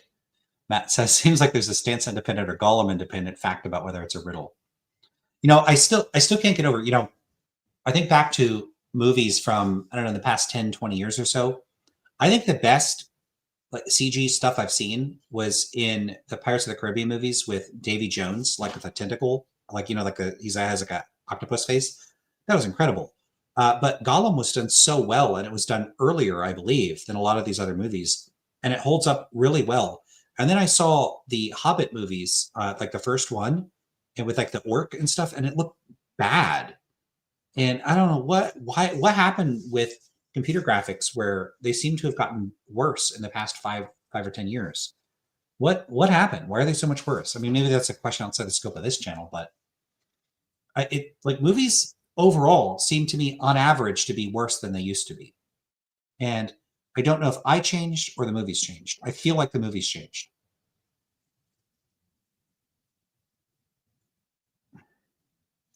Jimothy has a good guess here. Lance's favorite dessert is Lance's favorite dessert. That's a good tricky one. It's tricksy. Something. Every pistachio dessert listicle on the internet is getting unexpected traffic this evening. There you go. That was I'm getting paid by Big Pistachio. I am not, for the record. I was unserious. In case like pistachio goons are gonna like show up at my door and you can't be talking about us. No, I'm pro pistachio. All right.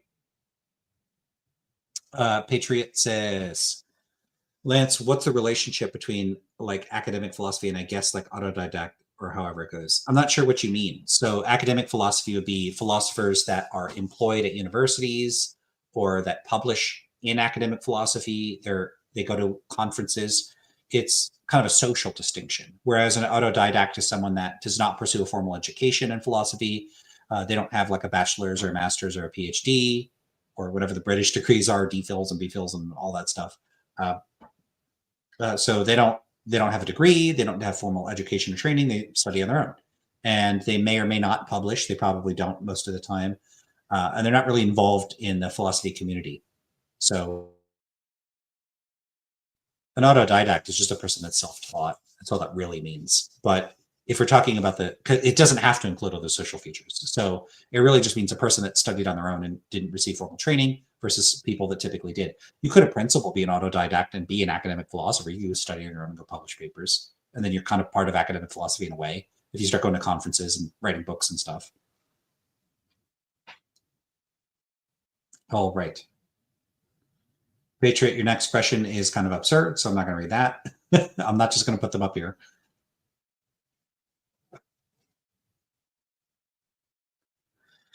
Angel Moy says, recall bias? Maybe we just forget all about the bad movies. I don't think so. I don't think it's that. I don't think it's that. Okay. Do we have any other videos to remove? Remove. See, I can't talk. Do we have any other videos to remove? What is wrong with my brain? Review, not remove. Now I'm just straight up saying the wrong words. Pretty soon I'm going to be like, that's moral bananaism or something. I'm just going to be insane.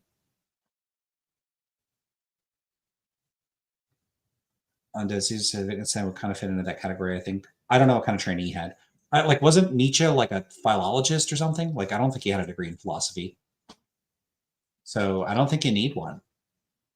Yeah, I don't know if people know this, but you know, Derek Parfit only had a bachelor's degree. He never finished a PhD, and he was a big time professor and everything. That's pretty cool.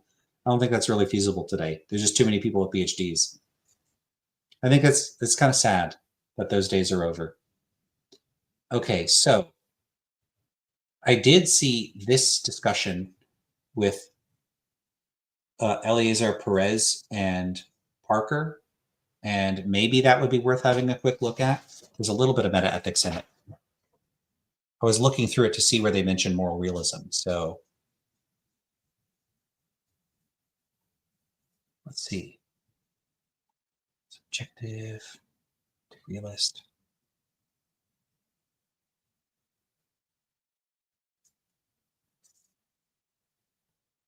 All right, let's take it to this point in the video. And I'll share this and we'll see what we have to say about that.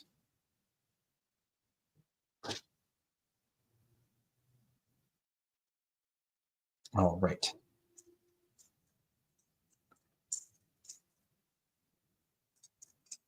So this Eliezer was on Jubilee, and I think he's been on the Whatever podcast as well. He's got a channel. Parker is frequently on TikTok and does debates with people, and I don't know what exactly they're debating here. I think that the debate's supposed to be about abortion, but they get into meta-ethics stuff. So let's have a look. I'm getting that idling thing in the middle of the screen, so I'm not happy with that. Is it going to play? I don't think that particular Yeah. Okay. have absurd views. Well, right now with bodily autonomy, it's not making sense to me so far. So it does look Like, I take that back. I don't think as a particularist myself, I have an absurd view. Go ahead. You're saying? But that's what I'm saying. Like, if Trump is saying right now, abortions are wrong, we're going to remove bodily autonomy from women to get abortions. You're saying that he is wrong. Because I disagree with when he's restricting bodily autonomy. I know, but if we get over half the country to agree with him, not saying that they do it, I'm saying if we get over half the country to agree with him, yes, we should remove it. Like, who's right and who's wrong there?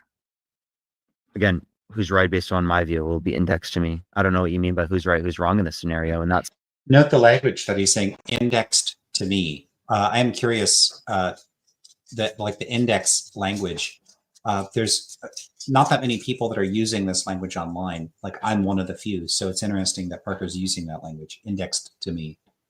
You'll see that people in the comments to this video were making fun of that as if that's something that's worthy of being made fun of. It's just a way of expressing a relativist-like view.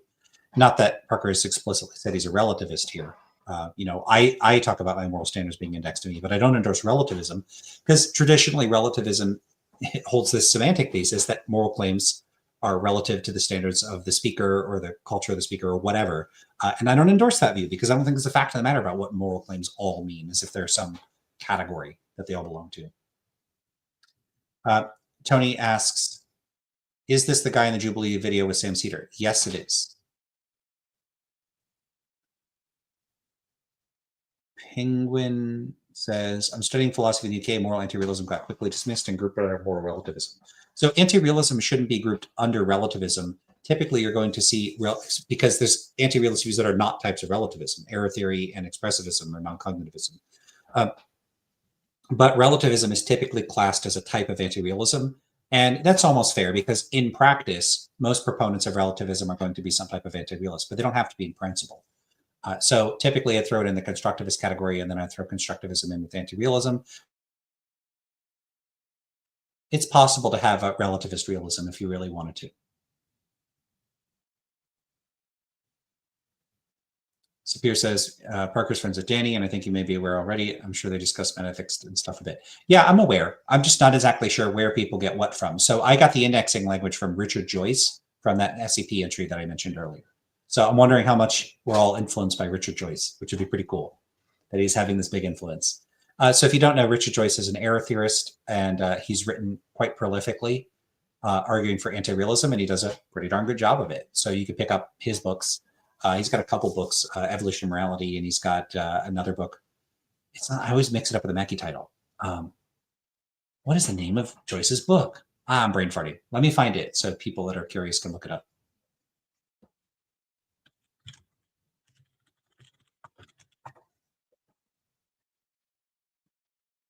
What is the name of that book? All right, give me a second. This is annoying.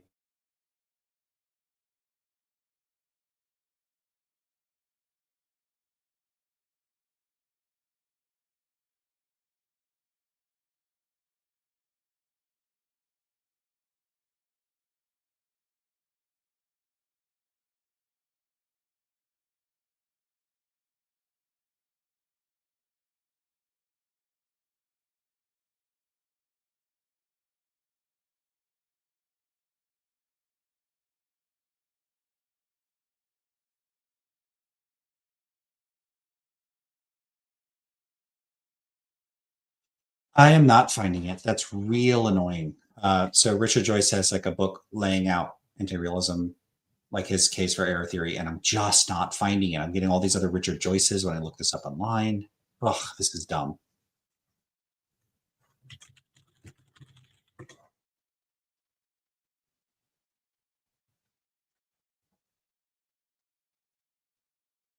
I see. They're not listing.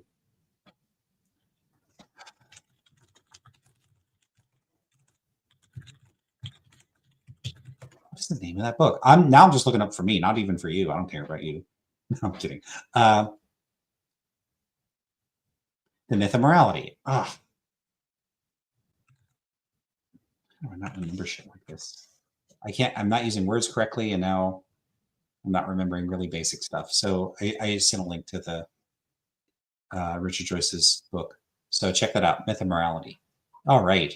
I don't know why I got so caught up on doing that, but had to do it. Okay, let's keep going. Oh, whoops, here it is. Sense of what are you looking for? Tom, you think the $2?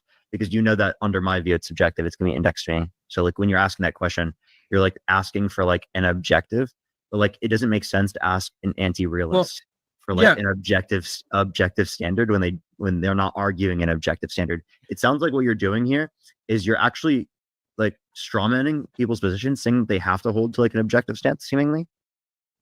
No, it's just hard for me to understand.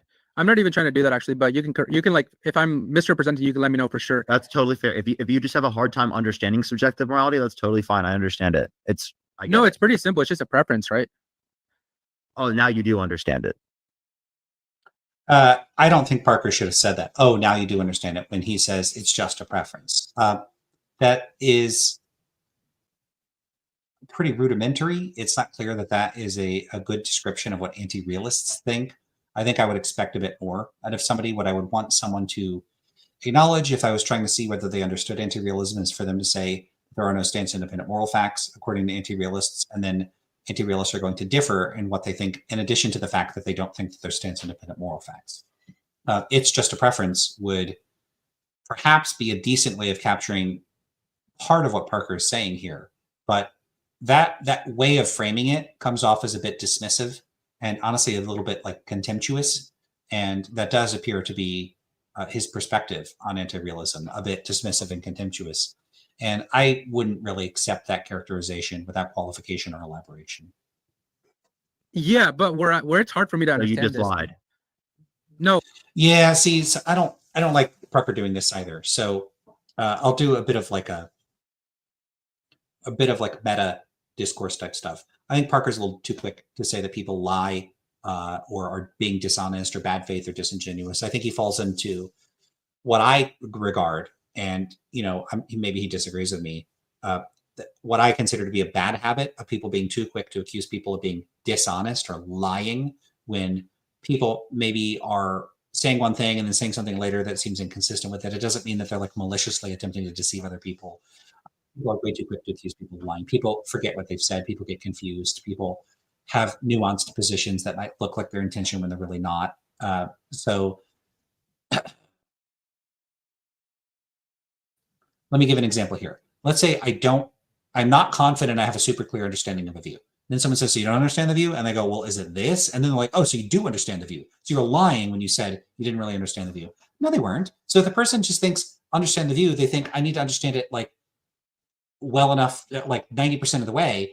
And then someone says, so you don't understand it? And you go, well, is it like this? And it's like 40% of the way.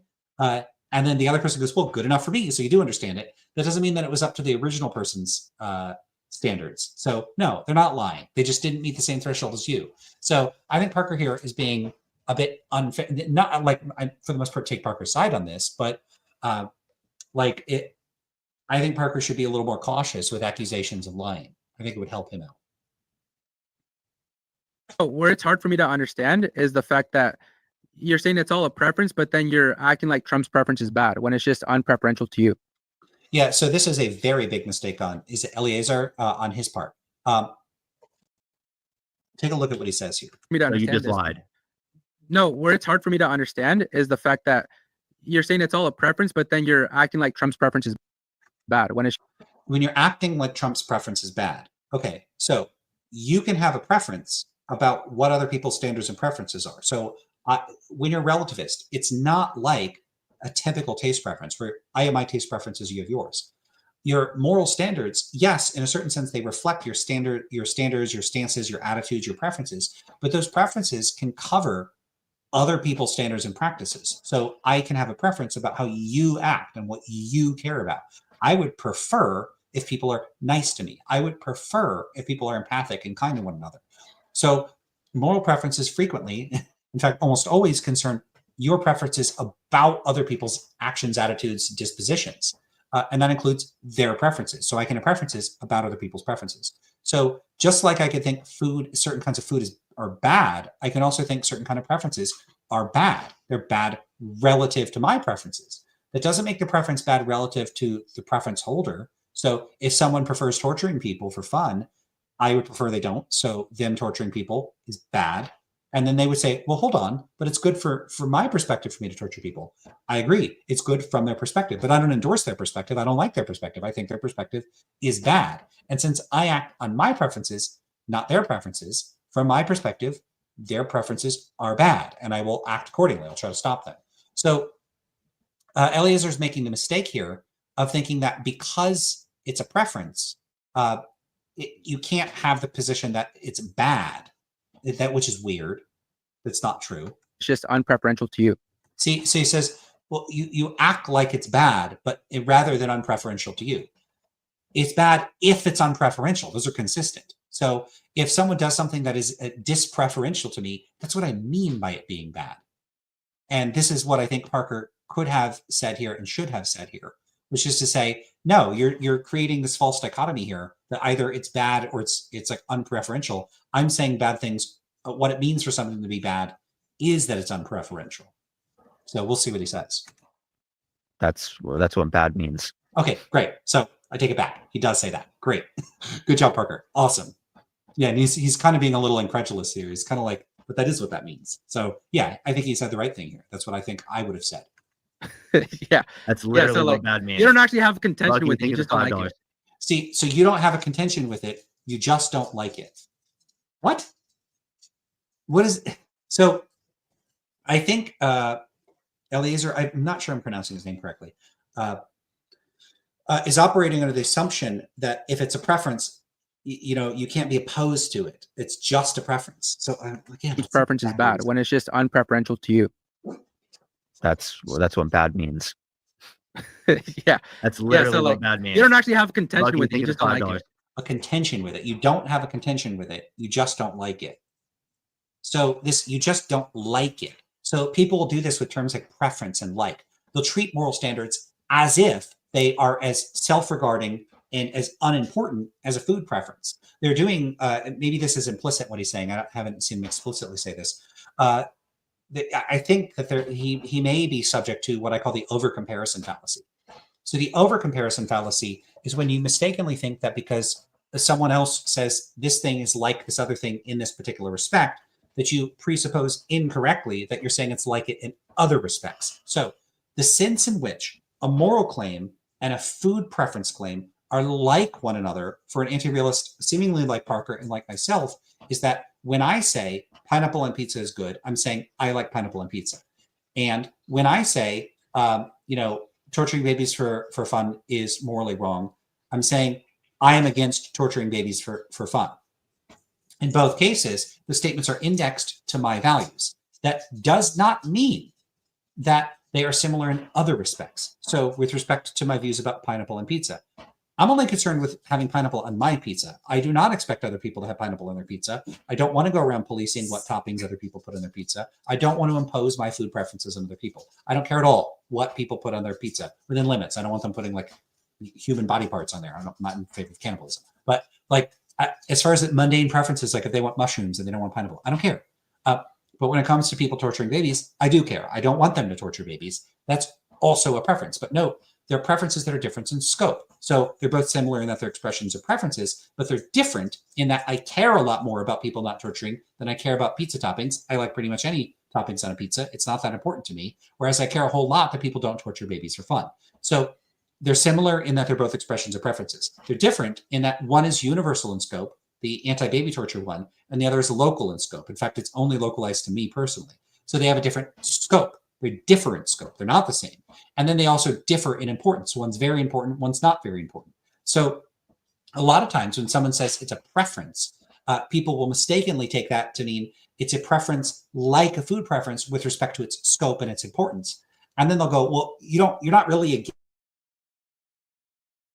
because I'm not really against other people eating pineapple on pizza. It's just, I don't like it. So I don't have a contention with them.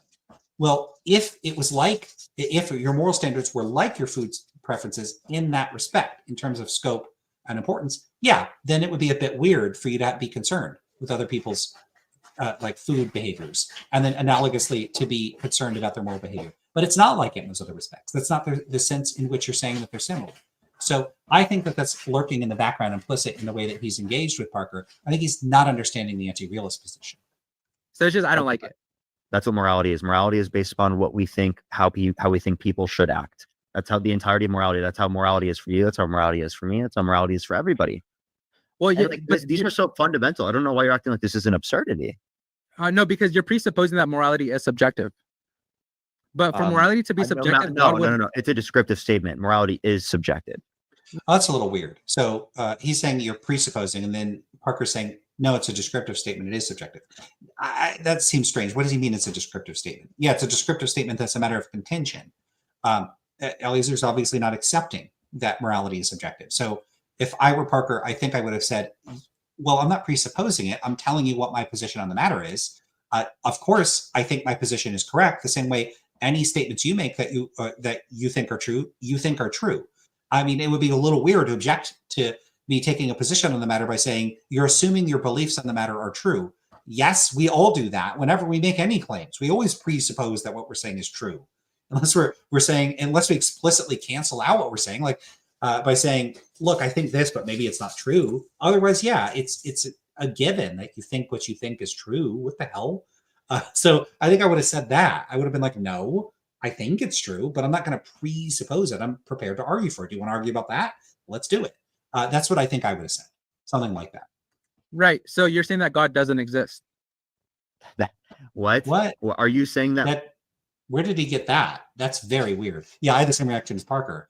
I mean, what a weird leap to make. Like, hey, I think I'm an anti-realist about morality, so God doesn't exist? Like, how did he get that?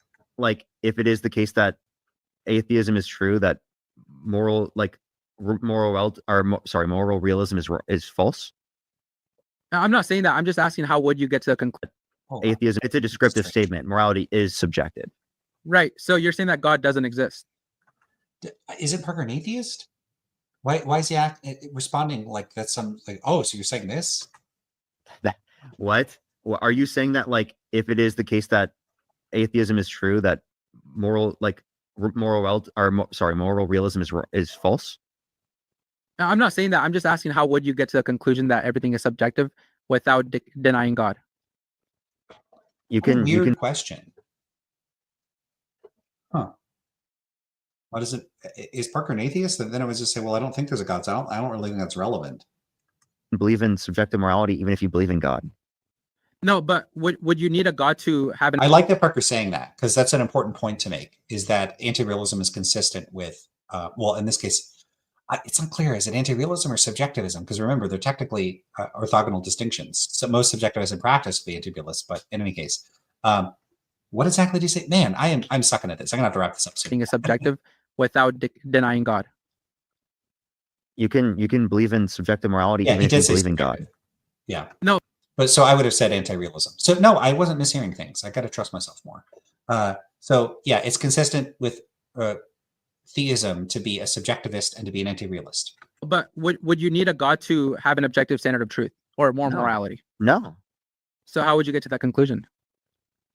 Are you asking how moral? You talk to a moral realist. I'm not a moral realist. That's a good response too. Yeah, I mean, they have a variety of responses, but why would he have to defend secular moral realism right here? What a weird move to make. Someone says I'm an anti-realist, and they're like, okay, but defend secular moral realism, like the possibility of it. Very strange. But there are positions that they have. Are you saying that there's no view of moral realism that is compatible with atheism? No. What I'm saying is it's kind of hard for me. Do you agree that some views of moral realism are compatible with atheism? Sure. Yeah. So what if he agrees with that? Then why is he bringing this up? This is very strange. He's like pivoting and changing the topic and asking questions that seem irrelevant. And then when Parker is doing his best to try to figure out what the relevance of the question is, he's just conceding and saying, yeah, no, that's not a problem. Then why are you bringing up the question? This is very weird. It looks like Eliezer is struggling to like stay on topic or to remain focused. It's very strange. I keep saying that. I know I keep saying that, but I'm listening to this and I'm real puzzled by how this conversation went this off the rails. What I would like to see is for them to have a conversation with some kind of moderator that would keep both of them on track and would make sure that they're not just veering off in a million different directions, and that they could pick some target statement or set of statements to focus on and remain focused on that. Because this looks like an inception level of digression. It's digression within a digression, within an irrelevant question, within another irrelevant question. I don't know where this is supposed to be going. But, I see a lot of this online when, there's so many debates on realism and anti-realism that I haven't reviewed on this channel, because I start listening to them and I go, what the hell is going on here? It's so convoluted. It's unclear.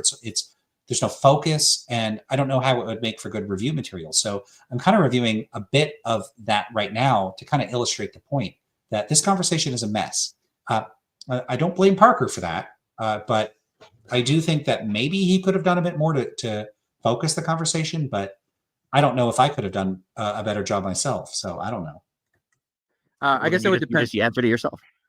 Yeah, but what it's hard for me to understand is, like, you have these live streams and you make like hours and hours and years now, and you're saying like everything is just against my preference, but you're not actually saying they're wrong. Like what Trump did. It's against my preference, but you're not actually saying they're wrong. What does he mean by actually? Is he doing the whole thing of with the misleading modifiers? Like it's not actually wrong, so it's like fake wrong? Relativists don't think things are fake wrong. They think they're real wrong. If I'm a relativist about food preferences, I don't think that like the taste of my food is a real taste. Doesn't make any sense. Behind the scenes, behind closed doors, you're not saying he's actually wrong. It's just you don't like it. I am. I know, and that's me saying it's wrong. But that's one. So Parker's being consistent here, saying no, that is me saying it's wrong. Again, presupposing So when you say it's actually wrong, you're using language and you're equivocating based upon that language in order to confuse the audience. And this. Yep. Yeah. Notice he picked up on that use of actually. Great job, Parker. Actually, I'm kind of impressed with what Parker is saying here so far. So that's pretty good.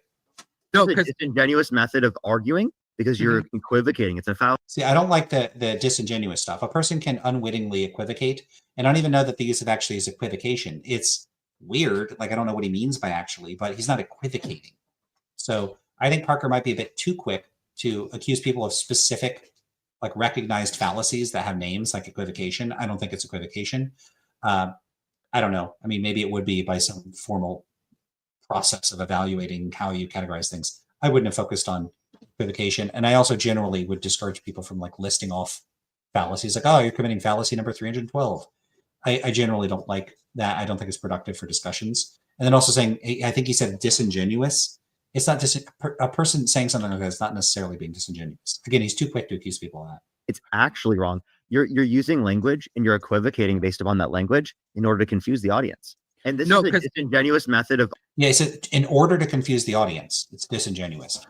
So two accusations there. He's making a specific accusation about his interlocutor's intentions, which is to confuse the audience, and then says that that's disingenuous. Parker's not in a position to know that. He's not a mind reader. And I would discourage people. I would discourage him from doing that, but people in general, don't do this. Don't so quickly accuse people of being dishonest or disingenuous or say what their intentions are. It's not cool. So, I just said I'm impressed, but I'm not impressed with that. I think that's not cool. Arguing because you're equivocating. It's a fallacy. Well, we're both presupposing something. So I'm presupposing, even if I can't fully explain the faith, or I can't, let's say there's contradictions and I can't fully account for them. I'm presupposing that there's a God that does exist and there's like this absolute standard of truth and morality. And then you're presupposing the opposite, wouldn't you say?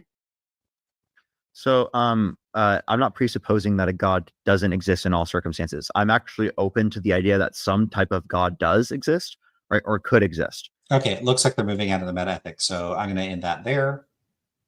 All right. And I think that's going to do it for me. So you've seen a little bit of that. I don't really know much about that guy, Eliezer, but he's welcome to come have a talk with me about meta ethics if he wants to. Looks like he's got a pretty big channel, so it seems like that's not very likely, but whatever. All right, I think we're going to wrap it up there. I had a lot of fun tonight. Thanks everybody for being here. Thanks again for people throwing some money my way. I really appreciate it. So thank you for congratulating me on that, and on the 2K subscribers. And I got to move, and we had the whole thing with the dessert. So lots of fun stuff today. Let's see, what am I going to do next? I have a video recorded, another one with Derek McAllister where we talked about relativism for a bit. Have anything else in the pipeline? There was another video I really wanted to come out, but I don't think it will. And I'm not going to share details unless it is going to come out. And then we'll see. If you have recommendations for guests I should have on the channel, do leave a comment about that. I would love to get some recommendations for people you think I should talk to. That would be great. What else? I still got to do the Q&A. I know it's going to take me like a year to get to it, but I'll get to it. What else? I don't know. If you got videos or people you think I should talk to, like videos you think I should review or people you think I should talk to, throw a link in the comments. I'd really appreciate that. That'd be really cool. I'd like to get some more content like that. Oh, I know. I was going to do some shorter videos where I talk about normative entanglement and some other stuff. I just post those. And that it would be especially good to start getting over my bad habit of not doing that. So I could put some of those together for when I'm on my break and I'm away at the end of the summer. I could have a few of those come out. And I still got some more TikTok videos. And I'm back on TikTok. I posted a couple videos there. So you may see some more TikTok things where, I go talk to people on TikTok. I do a live calling kind of show, and then I post it here. Those don't get a lot of views, maybe because I'm not there. People seem to like my live streams, but I still like doing them. So, all right. Thanks everybody. A lot of people saying good stream. So appreciate that. All right, everybody. Have a good night. After the video, do like the video, subscribe to the channel if you haven't already. Leave a comment in the comment section. Check out the videos that I reviewed here. Go to their channels, give them views, do all that stuff. And if you do, thing I've started to say now, just in case. If you do, go to someone else's YouTube channel or their TikTok or whatever, and you leave a comment. Be nice to people. Don't be a jerk. I don't want to review a video and then have 6 people go over there and start calling people names and being toxic. I do not want to be the harbinger of toxicity. I don't want that to happen. And if any of you start doing that, I'm going to get real pissed off. So don't start. I'm going to, deal with that right now. So be respectful to people, be critical. I do want you to go over to other people's videos and comment, engage with them. I think people generally like that engagement. I think it's a good thing. If we could get comments on every video on like if you go to this video and you say, hey, you're wrong and here's why, that's great. Just don't be a jerk when you do it. All right. So be nice to people, be respectful, but that doesn't preclude you from being real critical and saying that they're wrong. Okay, cool. All right, everybody, have a good night, and I will see you all later. Take care.